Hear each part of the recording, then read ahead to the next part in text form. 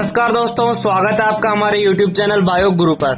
आज हम class 12 biology chapter 5 जिसका नाम है पादप जल संबंध का पार्ट 3 शुरू करें। चलिए वीडियो शुरू करते हैं। उससे पहले यदि आपने हमारा चैनल सब्सक्राइब नहीं किया तो सब्सक्राइब कीजिए हमारे चैनल को और बेल आइकन को भी दबा दीजिए ताकि हमारे लेटेस्ट अपडेट आप तक पहुंच जाए सबसे पहले। और अगर आपको क्विज चाहिए तो हर पार्ट के नीचे डिस्क्रिप्शन में दी गई लिंक पर क्लिक करके आप क्विज खोल सकते हैं। उस क्विज में आपके द्वारा देखी गई पिछली वीडियो की MCQs प्रश्न आएंगे जिसे आप सोल्व करके अपना परीक्षण स्वयं कर सकते हैं। चलिए शुरू करते हैं पार्ट 3। इसमें हम पढ़ेंगे जल विभव अवधारणा। जल विभव अवधारणा।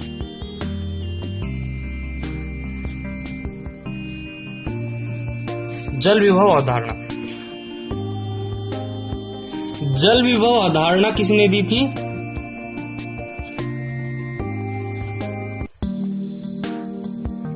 स्लेटियर और टायलर ने दी थी। और टायलर। जल विभव अवधारणा क्या है उससे पहले हम जान लेते हैं कि जैसे ये कोई जल का पात्र है, इसमें जल में मुक्त गतिज ऊर्जा को जान लेते हैं, मुक्त ऊर्जा को। जैसे ये बीकर ले लिया, इसमें हमने जल ले लिया, इसमें जो H2O के कण है अणु वो इधर उधर गति करते हैं, इधर उधर गति करते हैं। तो इनकी जो गतिज ऊर्जा होती है उनकी एवरेज निकालते हैं, तो उस जो एवरेज निकलती है वो जल की मुक्त ऊर्जा होती है। जैसे ये शुद्ध जल है,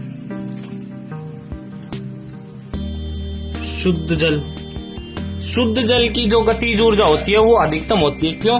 क्योंकि उसमें किसी प्रकार की अशुद्धि नहीं पाई जाती और जो जल के अणु कण हैं वो स्वतंत्र रूप से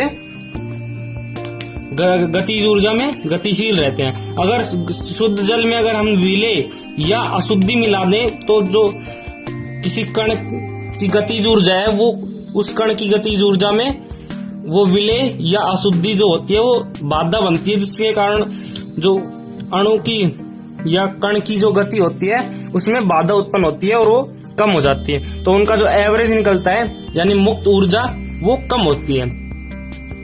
तो शुद्ध जल की जो मुक्त ऊर्जा होती है, मुक्त ऊर्जा अधिकतम होती है क्योंकि इसमें किसी प्रकार की अशुद्धि या विलेय नहीं पाया जाता। अगर इसमें विलेय या अशुद्धि मिला दी जाए तो इसकी मुक्त ऊर्जा कम हो जाएगी। तो स्लेटियर और टायलर ने जल विभव अवधारणा में क्या बताया था कि अगर किसी पादप कोशिका को अगर अल्प पराशरी विलयन क्या होता है जिसमें विलेय तो कम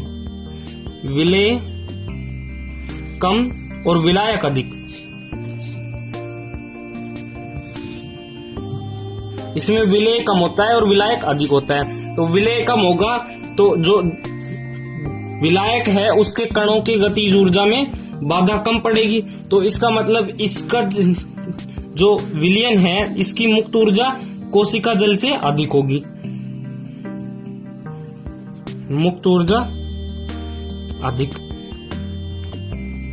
और जो कोशिका के अंदर है उसमें सांद्रता अधिक है, सांद्रता अधिक होने के विलेय की सांद्रता अधिक है, इसमें विलेय की सांद्रता कम है। क्योंकि विलेय इसमें कम है तो इसकी सांद्रता जो है वो कम है। और कोशिका के अंदर जो कोशिका रस है उसमें विलेय अधिक मात्रा में है, इसलिए उसमें विलेय की सांद्रता अधिक है, जिससे विलायक के कण जो होते हैं उनकी गतिज ऊर्जा में बाधा उत्पन्न अधिक होती है। तो इनकी मुक्त ऊर्जा मतलब इनकी गतिज ऊर्जा कम होगी तो उनकी मुक्त ऊर्जा भी कम होगी। तो जल विभव अवधारणा में क्या बताया था कि जो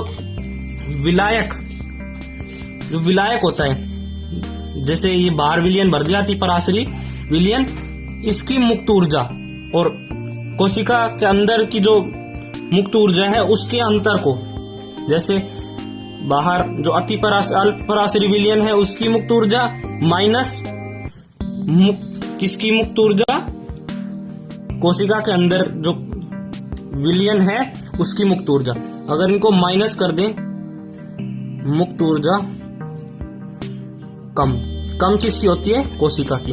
तो क्या निकलेगा? जल विभव।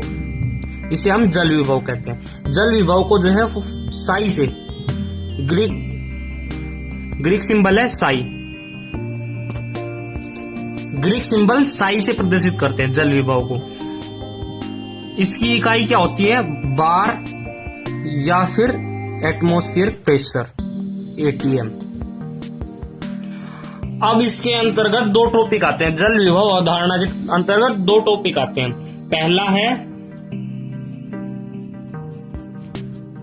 परासरण विभव। इसके अंतर्गत हम दो टॉपिक को पढ़ेंगे, परासरण विभव और दाब विभव। उससे पहले हम जान लेते हैं जो पिछले लेक्चर्स में पढ़ा था उसको। पिछले लेक्चर्स में हमने कोशिका के अंदर जो विभिन्न दाब हुए थे उनके बारे में पढ़ा था। उनमें एक था परासरण दाब। परासरण दाब, इसको क्या कहते हैं? परासरण दाब को ओपी से व्यक्त करते हैं परासरण दाब को। इसमें क्या हुआ था कि जैसे ये कोशिका है, ये बाहर अल्प परासरी विलयन रख देते हैं। अल्प परासरी विलयन रख दिया, तो अल्प परासरी विलयन रख दिया तो जो अल्प परासरी विलयन है उसमें से विलायक के कण जो है, विलायक के अणु, वो कोशिका के अंदर प्रविष्ट हो जाते हैं। इस क्रिया को हम क्या कहते हैं? प्रविष्ट हो जाते हैं, इनसे निष्कासन हो जाते हैं। तो इस क्रिया को हम क्या कहते हैं? परासरण। अब परासरण को जो रोकने के लिए एक दाब आता है। जैसे परासरण, विलायक के अणु हैं वो इधर इस दिशा में जा रहे हैं, अगर कोशिका के अंदर से इतना ही दाब इधर लगा दिया जाए तो परासरण की क्रिया रुक जाएगी। तो इस वाले दाब को क्या कहते हैं? परासरण दाब। इस क्रिया को हम कहते हैं परासरण दाब।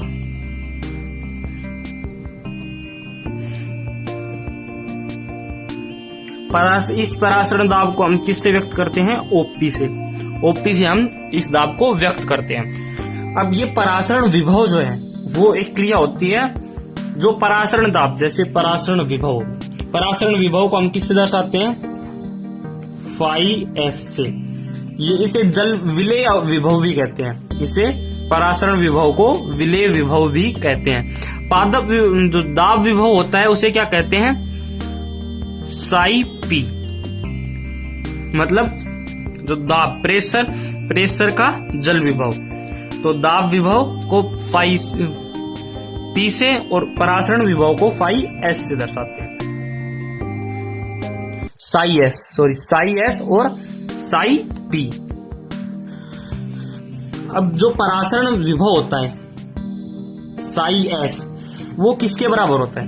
वो परासरण दाब के ही बराबर होता है, लेकिन उसका ऋणात्मक होता है। ये बात आपको याद रखनी है कि जो परासरण दाब होता है ओपी, वो धनात्मक होता है, लेकिन परासरण विभव जो साई एस होता है वो हमेशा ऋणात्मक होता है। मतलब जो ऋणात्मक होगा, ये जो परासरण विभव किसके बराबर होगा? ये ओपी हो गया, इसके ऋणात्मक मान के बराबर।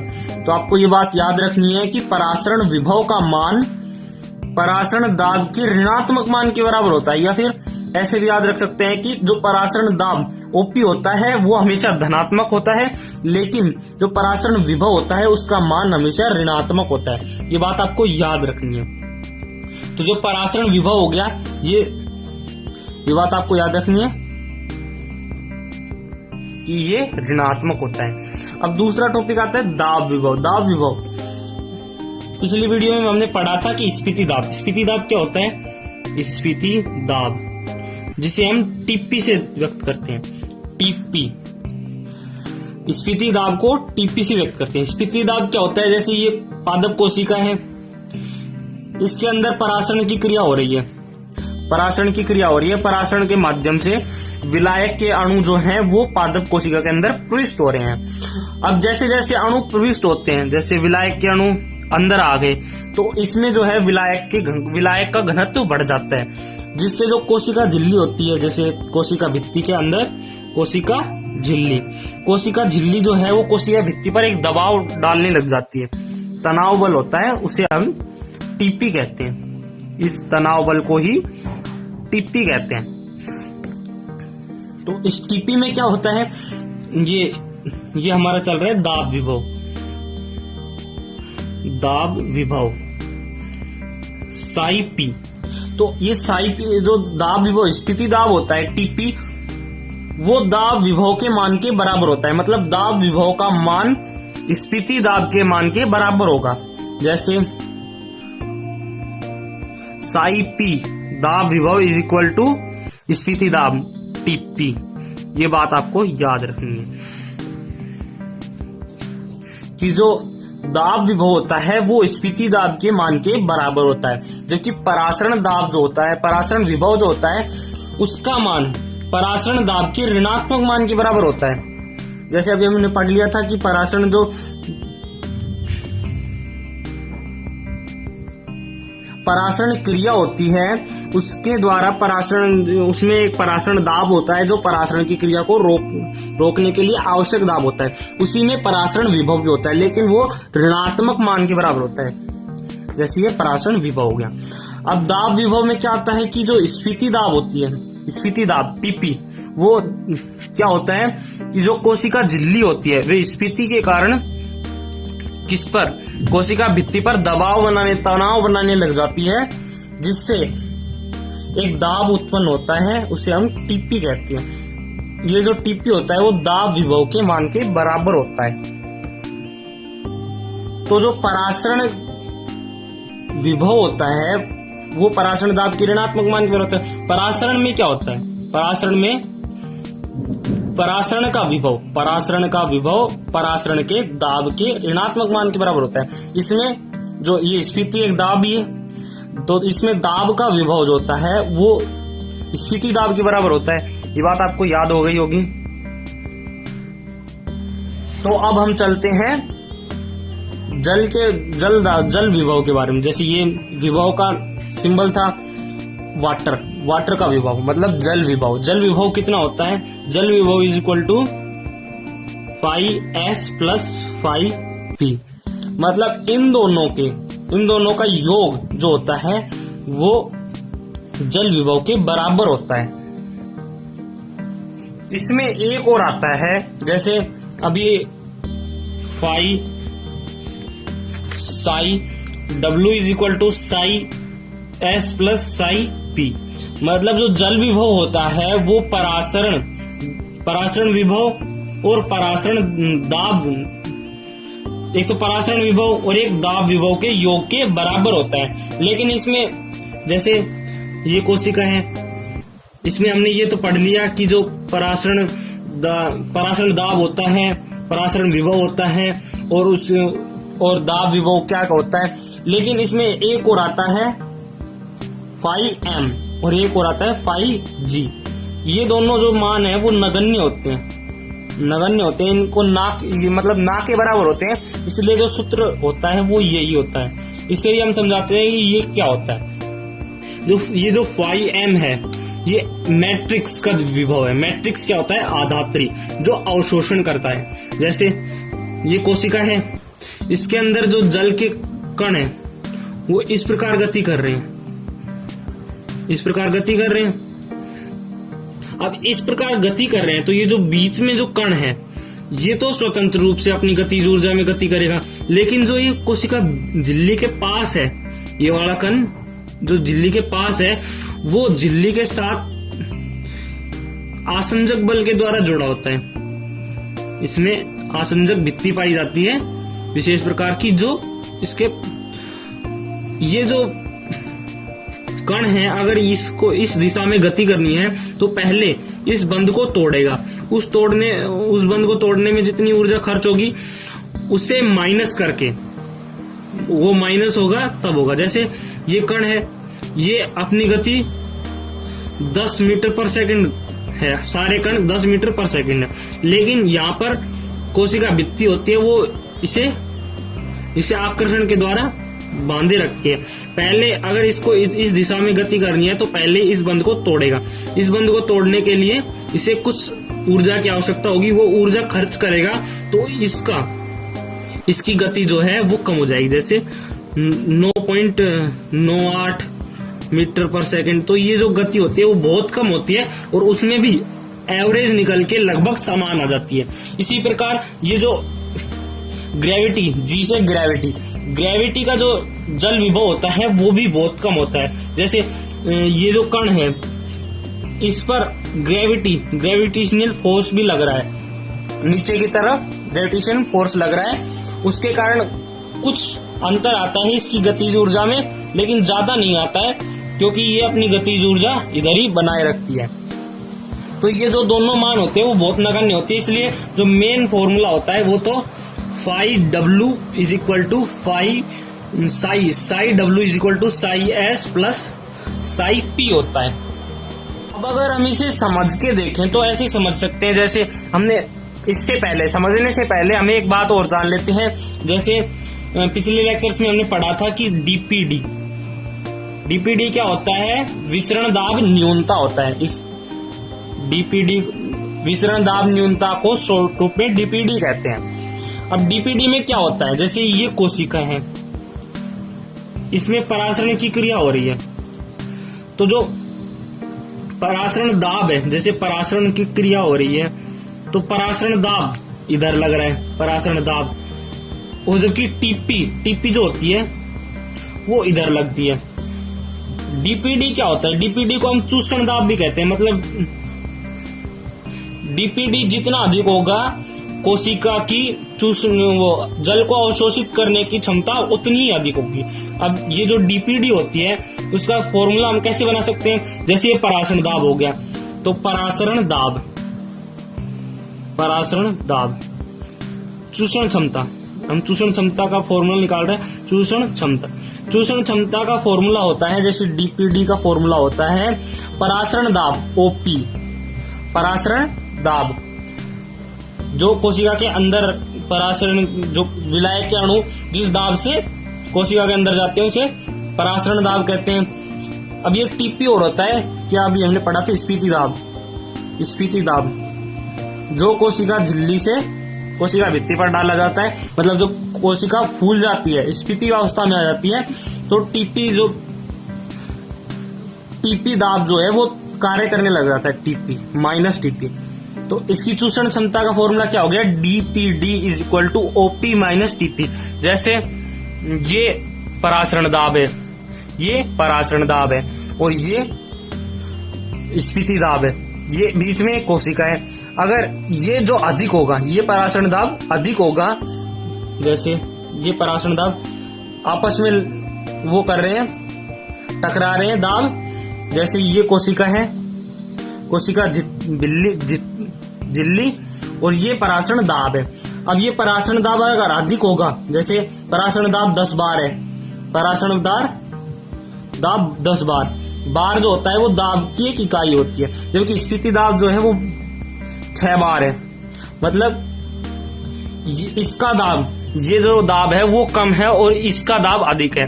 तो जैसे इसका जो दाब है वो 10 बार है, तो ये 10 बार, लेकिन इसका बार 6 बार है, इसका दाब 6 बार है, तो ये कम धक्का लगाएगी, ये अधिक धक्का लगाएगी। तो धक्का लगाएगी तो जो विलायक के अणु है, विलायक के अणु वो कोशिका के अंदर प्रविष्ट हो जाएंगे।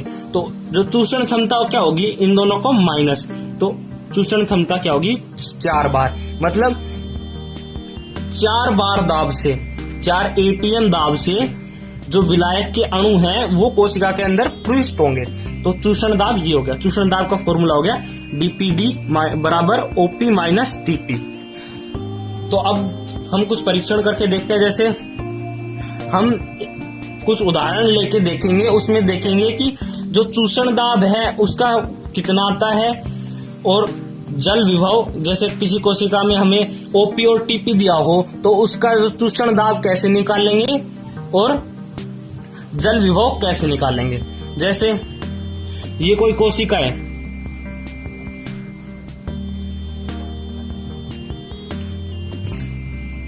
ये कोशिका है, इसमें हमें अगर ओपी दिया हो और टीपी दिया हो, जैसे ओपी हम मान लेते हैं 10 बार और टीपी दिया हो 6 बार, मतलब जो परासरण है, परासरण की क्रिया हो रही है, क्योंकि अब ये ओपी हो गया और टीपी हो गया। अब हमें निकालना है कि कोशिका की जो चूषण दाब है वो कितना है, डीपीडी निकालना है। डीपीडी कैसे निकलता है, OP minus TP, TP 10 bar minus 6 bar equal to 4 bar. तो मतलब कोशिका की जो चूषण क्षमता है वो 4 बार आ गई। अब हम निकालते हैं जल विभव। Psi W is equal to psi S plus psi P, ये हमने पीछे पढ़ा था, आपको याद करने के लिए कहा गया था, ये आपको याद रखना है। इससे कोशिका की, जब कोशिका का परासरण दाब दिया हो और स्फीति दाब दिया हो तो हम उससे कोशिका का जल विभव निकाल सकते हैं। जैसे फाई एस क्या पढ़ा था, फाई एस क्या होता है, परासरण विभव। परासरण विभव किसके मान के बराबर होता है, परासरण दाब के ऋणात्मक मान के बराबर, माइनस ओपी। तो ओपी 10 बार दिया है तो माइनस 10 प्लस साई पी क्या है, साई पी क्या पढ़ा था, दाब विभव। दाब विभव क्या होता है, दाब के बराबर होता है, टीपी के बराबर, स्फीति दाब के बराबर होता है, टीपी के बराबर। तो जब टीपी के बराबर होगा तो ये 6 बार, तो माइनस 4 बार।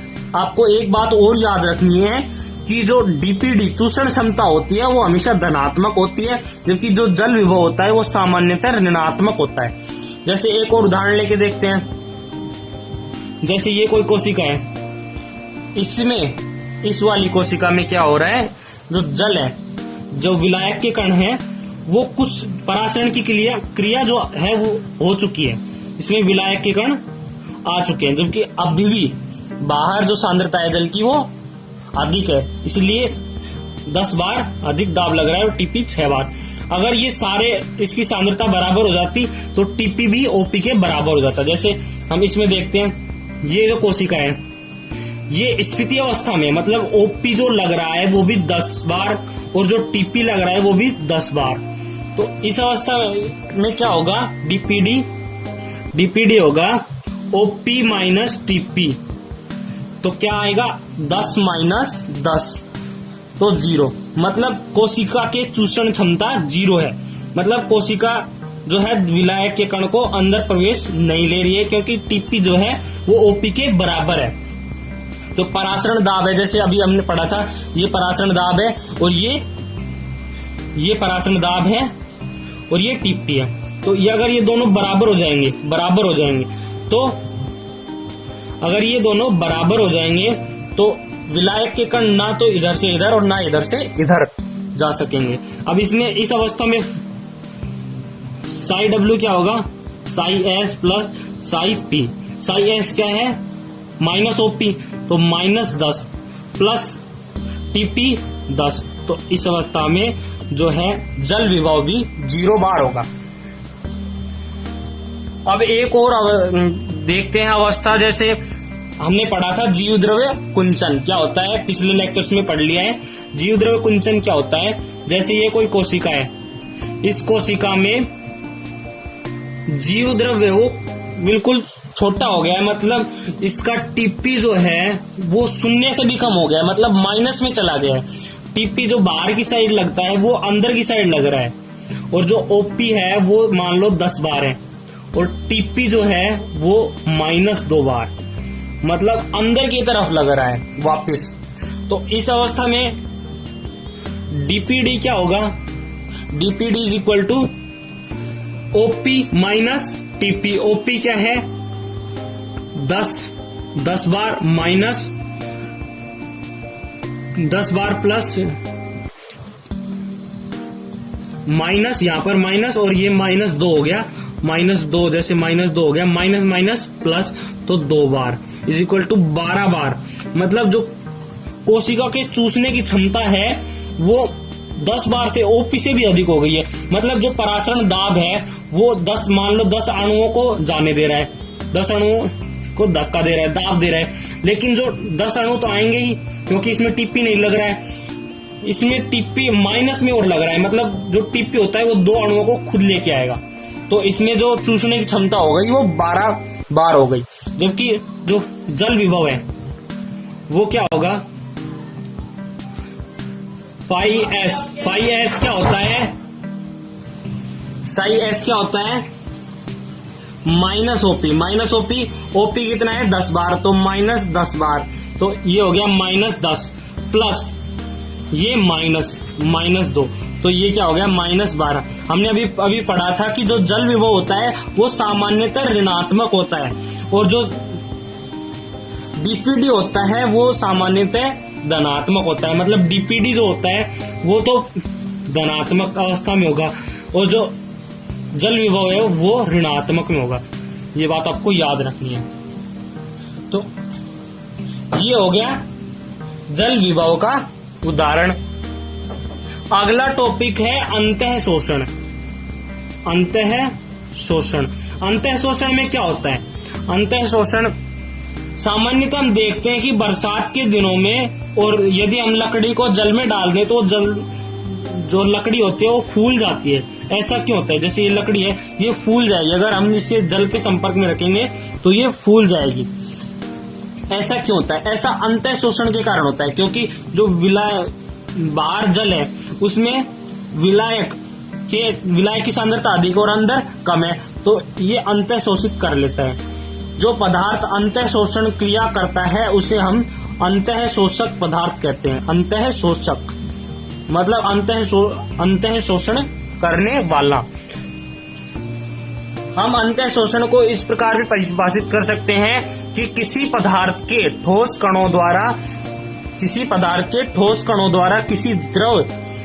किसी द्रव का बिना विलयन, ये विलयन नहीं है, ये केवल जल है, ये जल है, इसमें किसी प्रकार का विलय नहीं मिला हुआ है। तो किसी बिना विलयन के अवशोषण, उसमें परासरण में क्या हो रहा था? जैसे परासरण में क्या हो रहा था, ये विलयन है, इसमें विलय और विलायक दोनों है। लेकिन अंतः शोषण में क्या होगा? इसमें विलय नहीं होगा, केवल विलायक होगा। शुद्ध जल है, ये शुद्ध जल का अवशोषण हो रहा है तो इसे अंतः शोषण कहते हैं। जबकि जब विलय, इसमें अगर विलय उपस्थित हो, जैसे इसमें विलय है, तो अगर इसका परासरण हो, इसका शोषण हो, तो इस क्रिया को हम क्या कहते हैं? परासरण। जबकि अगर इसमें विलय उपस्थित ना हो तो उसे हम अंतः शोषण कहते हैं। अंतः शोषण जो होता है वो ताप पर निर्भर करता है, ताप पर, वो अंतः शोषण की बनावट पर, अंतः शोषक की बनावट, विद्युतता, बंधुता और जल विभव, इन बातों पर जो है अंतः शोषण निर्भर करता है। जैसे अंतः तापमान पर, अगर तापमान कम होगा तो अंतः शोषण अधिक होगा या कम होगा। या जो अंतः शोषक की बनावट, जैसे ये लकड़ी है, अगर इसमें इस प्रकार की संरचना है तो इसमें जल अधिक भरेगा तो शोषण भी अधिक होगा। तो इस प्रकार जो अंतः शोषण है वो इन बातों पर निर्भर करता है। अब अंतः शोषण के महत्व जान लेते हैं। अंतः शोषण का पादपों में क्या महत्व होता है? पादपों में क्या महत्व होता है? सामान्यतः हम देखते हैं कि जो अंतः शोषक होता है, जैसे कुछ पदार्थ, जैसे कुछ पेड़ पौधे सूख जाते हैं, कुछ पेड़ पौधे होते हैं वो सूख जाते हैं, लेकिन जब बरसात होती है तो वो लकड़ी होती है वो पानी का अवशोषण कर लेती है, अंतः शोषण हो जाता है उसमें, और वो लकड़ी जो होती है वो फिर से हरी भरी हो जाती है, वो पेड़ फिर से हरा भरा हो जाता है। और इसका दूसरा महत्व है कि जब जो पादप होता है वो अगर बीज की अवस्था में हो तो अंतः शोषण के कारण वो नमी, जैसे ये जल है, ये नमी ग्रहण कर लेगा और स्फुटित हो जाएगा। तो अंतः शोषण का पादपों में महत्व है। अंतः शोषण का और किसमें महत्व होता है? जैसे अगर किसी चट्टान को तोड़ना हो, जैसे चट्टान है, इसको हमें तोड़ना हो तो इसमें क्या करते हैं? इस चट्टान में एक गुहा टाइप में बना लेते हैं, मतलब होल कर लेते हैं, उसमें लकड़ी का बुरादा भर देते हैं, उसमें जल डाल देते हैं। जल डालने से जो है लकड़ी में अंतः शोषण हो जाता है। अंतः शोषण होने के बाद ये जो लकड़ी होती है वो फूल जाती है। लकड़ी फूलती है तो उसको जो है जो फूलती है लकड़ी उसे स्पेस चाहिए, तो स्पेस के लिए वो चट्टान को धीरे धीरे तोड़ने लग जाती है, जिससे चट्टान में तरेड़ आने लग जाती है, दरार आती है। चट्टान में दरार आने से चट्टान टूट जाती है। इस प्रकार अंतःशोषण का कई जगहों पर महत्व है। अगर आपको नोट्स की पीडीएफ चाहिए तो नीचे डिस्क्रिप्शन में दिए गए लिंक पर क्लिक करके आप नोट्स की पीडीएफ प्राप्त कर सकते हैं। धन्यवाद।